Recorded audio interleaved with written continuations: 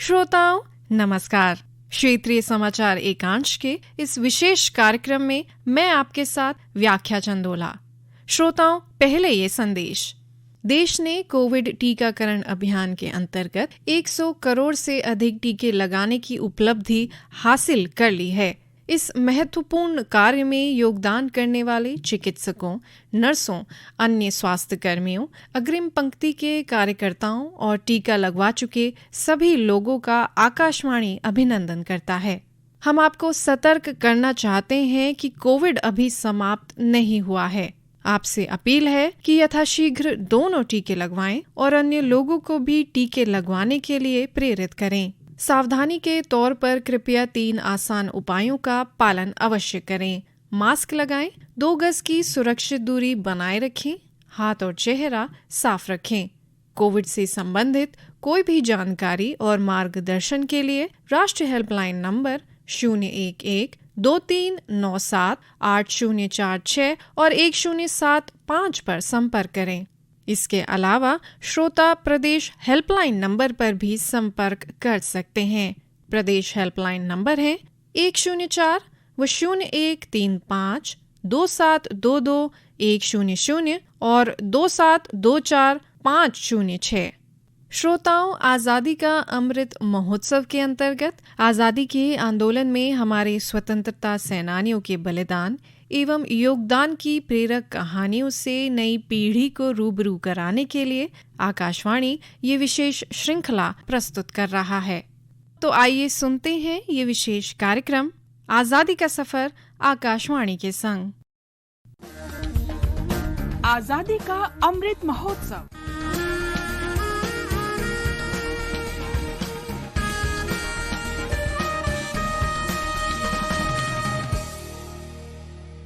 आजादी का सफर आकाशवाणी के साथ।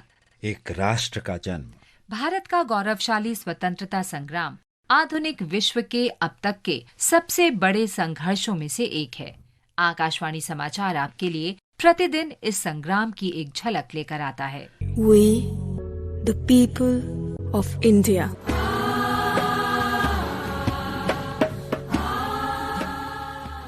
आज संविधान दिवस है, जो हमारे देश में हर साल 26 नवंबर को 1949 में इसी तारीख को भारत के संविधान को अपनाने के उपलक्ष्य में मनाया जाता है।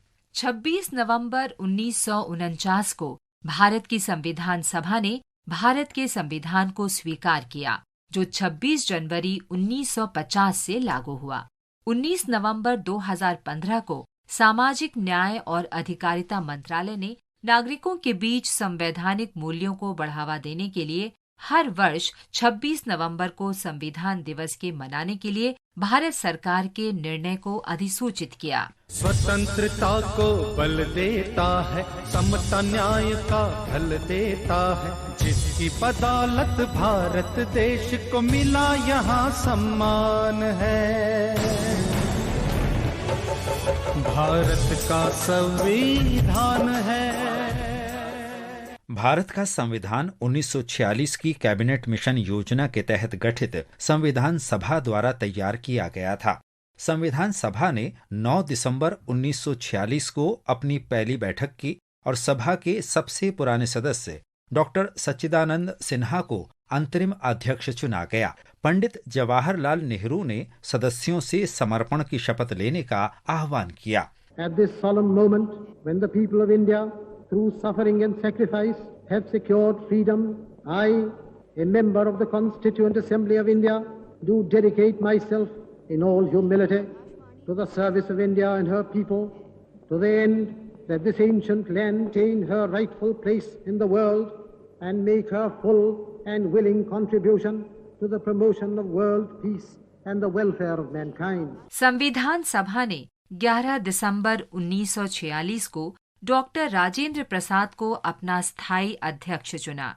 एक नवजात राष्ट्र में संविधान सभा की भूमिका पर प्रकाश डालते हुए डॉक्टर राजेंद्र प्रसाद ने कहा था, मैं ये भी मानता हूँ कि इस कॉन्स्टिट्यूएंट असेंबली को पूरा अख्तियार, मुकम्मल अख्तियार इस बात का है कि वो अपनी कार्रवाई जिस तरह से चाहे करे, इसके अंदर वो जो कुछ करना चाहे करे, और इसमें किसी भी बाहर की ताकत को अख्तियार नहीं है कि इसकी कार्रवाइयों में वो कुछ भी हस्तक्षेप या दस्तंदाजी कर सके। संविधान सभा के सदस्यों ने हमारे महान राष्ट्र की विभिन्न विचारधाराओं और विविध संस्कृतियों का प्रतिनिधित्व किया। संविधान का प्रारूप तैयार करने के लिए 13 समितियों का गठन किया गया। Doctor B.R. आम्बेडकर की अध्यक्षता में प्रारूप समिति को संविधान का प्रारूप तैयार करने का कठिन कार्य सौंपा गया। उन्होंने कहा था, Let us leave aside slogan. Let us leave aside words which frighten people. Let us even make concession to the prejudices of our opponents. Bring them in so that they may willingly join with us on marching upon that road, which, as I said, if we walk long enough, must necessarily lead us to unity. विविध मतों के बावजूद संविधान सभा ने भारत को एक संपूर्ण प्रभुत्व संपन्न समाजवादी पंथ निरपेक्ष लोकतंत्रात्मक गणराज्य के रूप में गठित करने का संकल्प लिया।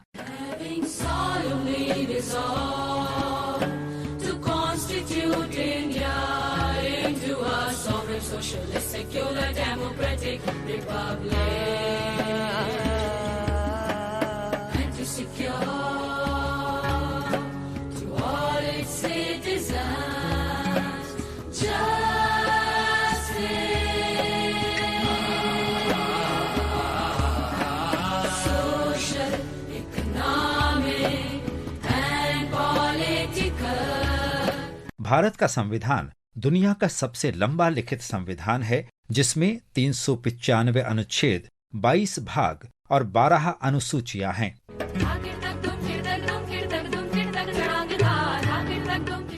भारत के संविधान में मौलिक अधिकारों, मौलिक कर्तव्यों पर धाराएं नागरिकों के उचित व्यवहार और आचरण की नींव रखती हैं।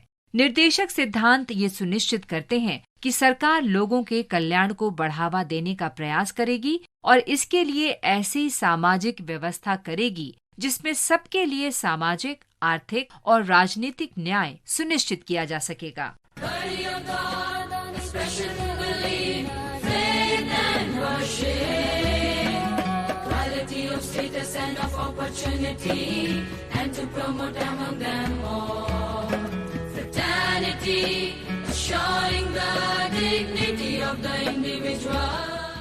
भारत के लोग संविधान के परम संरक्षक हैं। उनमें ही संप्रभुता निहित है और उन्हीं के नाम पर संविधान को अंगीकार किया गया। संविधान नागरिकों को सशक्त बनाता है, लेकिन नागरिक भी संविधान का पालन करके, उसकी रक्षा करके और अपने शब्दों तथा कार्यों से इसे और अधिक सार्थक बनाने के लिए सशक्त बनाते हैं।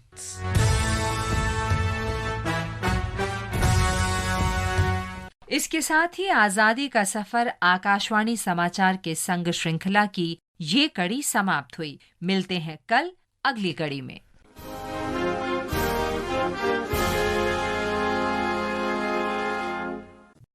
श्रोताओं, ये आप सुन रहे थे आजादी का अमृत महोत्सव के अंतर्गत विशेष कार्यक्रम। श्रोताओं, देश प्रदेश में कोरोना संक्रमण के मामले निम्न स्तर पर हैं, पर खतरा अभी टला नहीं है। आप सभी से हमारी अपील है कि यथाशीघ्र दोनों टीके लगवाएं और अन्य लोगों को भी टीके लगवाने के लिए प्रेरित करें। सावधानी के तौर पर कृपया 3 आसान उपायों का पालन अवश्य करें। मास्क लगाएं, 2 गज की सुरक्षित दूरी बनाए रखें, हाथ और चेहरा साफ रखें। सुरक्षित रहें, स्वस्थ रहें। श्रोताओं, आज के कार्यक्रम में इतना ही। नमस्कार।